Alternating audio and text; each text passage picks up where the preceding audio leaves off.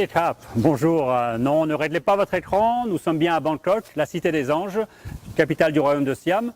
Bangkok où habitent 12 millions d'habitants. Enfin, c'est une estimation car les Thaïlandais ne s'inscrivent pas forcément à la mairie de leur district. Bangkok où habitent 12 000 Français. Là encore, c'est une estimation car les Français ne s'inscrivent pas forcément à leur consulat. En France, il y a un ministre de la Justice, pas un ministre des juges ni des avocats, un ministre de l'Éducation, pas un ministre des professeurs ni des élèves, un ministre de la Santé, pas un ministre des infirmiers ni des médecins. Les Français établis hors de France, eux, ont un ministre qui défend leurs droits, leurs intérêts en France et dans le pays d'accueil. C'est le seul ministre qui représente directement les citoyens français. Hélène Conway-Mouret a été ce ministre. Elle nous raconte ici sa vie de ministre dans le gouvernement Ayrault. C'est un reportage signé Lionel de Coninck pour Cellule de Com.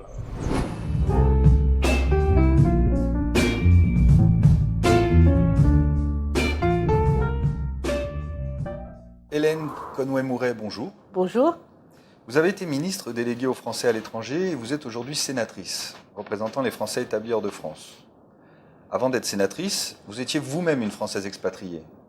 Vous savez, j'avais 17 ans, presque 18, et je ne parlais pas anglais. Et je pensais que je maîtrisais bien l'allemand, qui était ma première langue, que ça serait un avantage d'apprendre aussi l'anglais. Et donc je suis partie, mais avec l'ambition de passer quelques mois en Irlande, pas d'y passer une grande partie de ma vie. Mais je crois que c'est un parcours qui n'est pas atypique chez les Français de l'étranger, qui partent pour des raisons purement personnelles.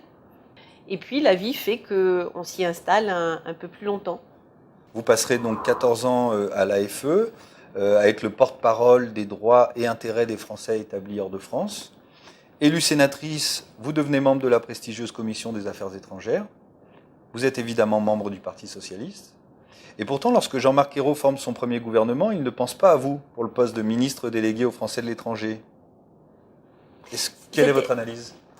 C'était parce que le ministère était différent. En fait, c'était le ministère du développement de la francophonie et des Français de l'étranger. Et ensuite, dans le gouvernement de Ayrault II, les Français de l'étranger ont été détachés et devenus un ministère à part entière. Alors, ironie de l'histoire de France, Jean-Marc Ayrault va alors substituer à une Algérienne née en France, une Française née en Algérie. Madame Bendigui a conservé développement et francophonie. Et je crois qu'il y a une réflexion qui a été menée assez rapidement, en quelques semaines, pour se dire que les Français de l'étranger méritaient pour la première fois d'avoir un ministère qui leur soit complètement dédié. Je ne me suis occupée que des Français de l'étranger et non pas de francophonie, développement, qui sont des sujets très vastes avec ce que l'on sait pour la francophonie, les institutions au niveau international et ainsi de suite. Et ce qui m'a permis de me concentrer sur le réseau consulaire, c'était mes attributions, l'enseignement français et la sécurité des Français. Et de mener à bien des réformes de fond, mais qui nécessitaient d'y être dédié et dévoué complètement, sans avoir à porter d'autres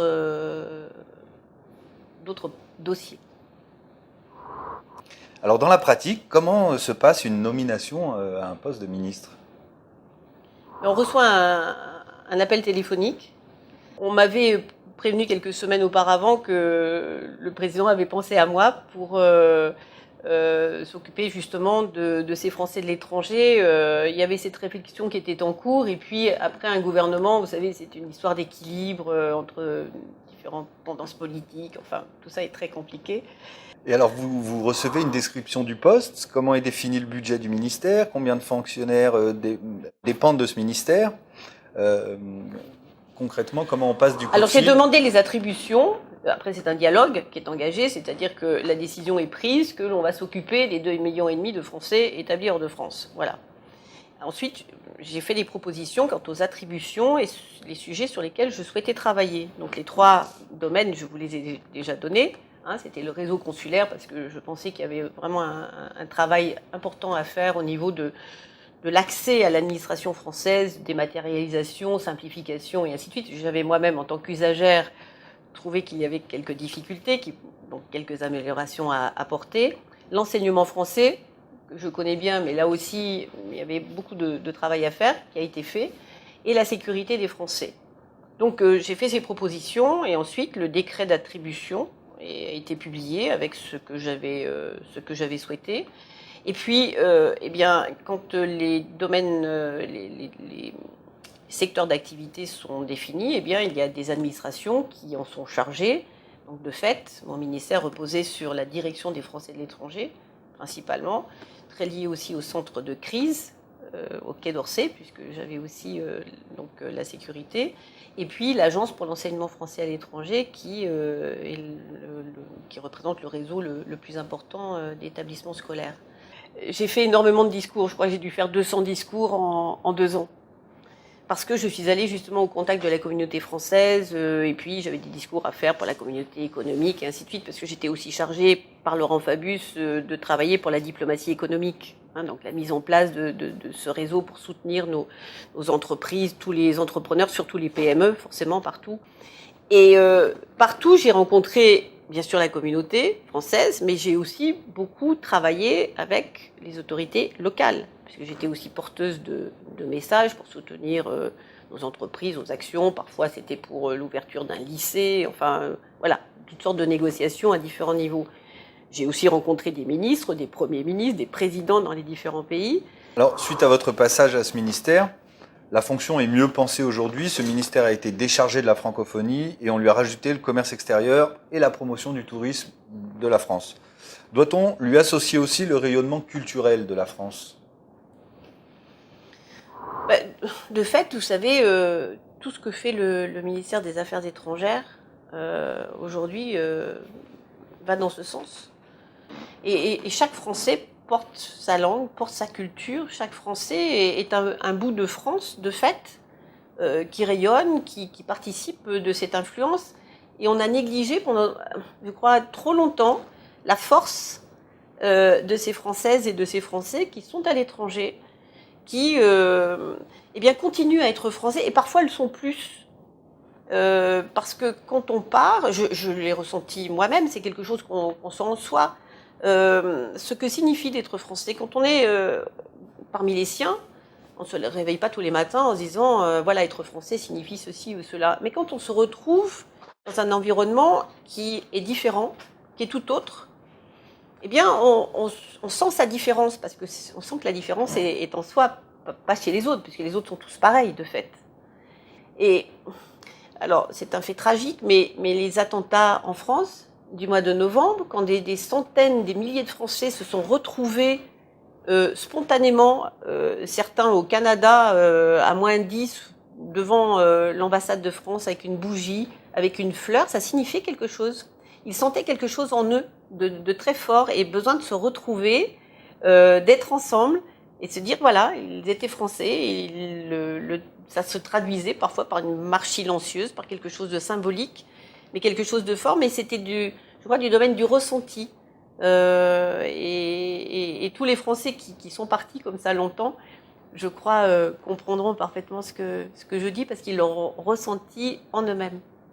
Est-ce que vous avez l'impression, en ayant fait un petit peu le tour du monde, que l'image de la France est homogène ? C'est-à-dire, est-ce que c'est la même à Los Angeles qu'à Sydney ? Et quelle est-elle plutôt, cette image de la France aujourd'hui ? L'image de la France est bonne. Elle est bonne parce que,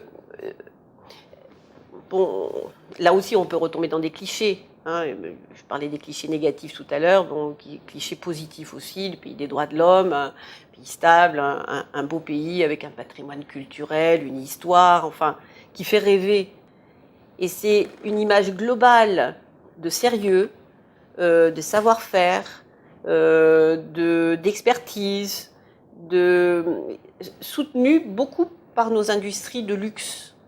Il faut savoir que tout ce qui est attaché au luxe renforce, donne cette image de beauté, et qui fait que parfois un appel d'offres dans un domaine, secteur économique qui n'est pas du tout lié au luxe, le transport et ainsi de suite, est porté, soutenu par cette image globale.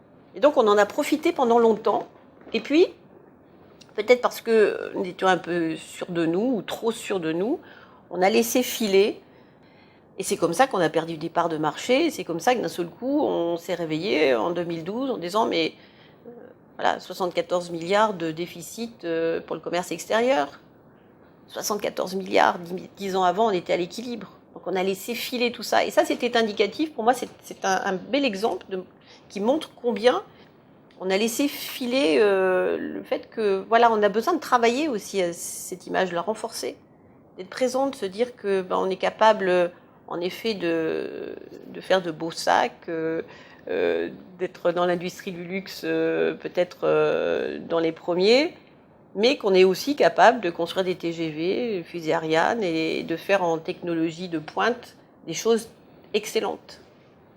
Hélène Conway-Mouret, je vous remercie. Merci à vous.